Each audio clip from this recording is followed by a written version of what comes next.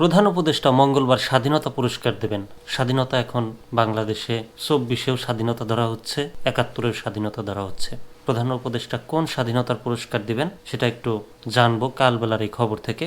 যদিও অনেকেই 71 এবং 24-এর আন্দোলন আলাদা করে দেখছেন না, দুটির মর্যাদাই প্রায় আওয়ামী লীগ ব্যতীত সবাই সমান চোখেই দেখছেন। তবে 71 না হলে 24 হতো না, এটা তো অস্বীকার করা যাবে না। প্রধান উপদেষ্টা মঙ্গলবার স্বাধীনতা পুরস্কার দেবেন, কালবেলার খবর। অন্তর্বর্তীকালীন সরকারের প্রধান উপদেষ্টা অধ্যাপক ডক্টর মোহাম্মদ ইউনূস আগামীকাল মঙ্গলবার 25 মার্চ স্বাধীনতা পুরস্কার 2025 প্রদান করবেন।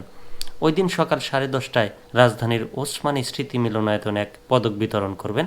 রোববার 23 মার্চ তথ্য অধিদপ্তর থেকে এক সংবাদ বিজ্ঞপ্তিতে এ তথ্য জানানো হয়। জাতীয় পর্যায়ে গৌরব উজ্জ্বল ও কৃতিত্বপূর্ণ অবদানের স্বীকৃতি হিসেবে 7 জন বিশিষ্ট ব্যক্তি 2025 সালের স্বাধীনতা পুরস্কার পাচ্ছেন।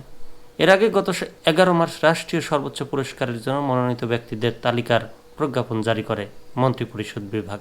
যেসব ব্যক্তি এবার স্বাধীনতা পুরস্কার পাচ্ছেন তারা হলেন বিজ্ঞান ও প্রযুক্তিতে অধ্যাপক জামাল নজরুল ইসলাম, সাহিত্যে মীর আব্দুস শুকুর আল মাহমুদ, সংস্কৃতিতে নভেরা আহমেদ, সমাজসেবায় স্যার ফজলে হাসান আবেদ, মুক্তিযুদ্ধ ও সংস্কৃতিতে মোহাম্মদ মাহবুবুল হক খান ওরফে আজম খান, শিক্ষা ও গবেষণায় বদরুদ্দিন মোহাম্মদ ওমর এবং প্রতিবাদী তারুণ্যের আবরার ফাহাদ।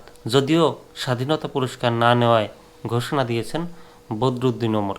গত 6 মার্চ রাতে গণমাধ্যমে পাঠানো এক বিবৃতিতে তিনি এ তথ্য জানিয়েছেন।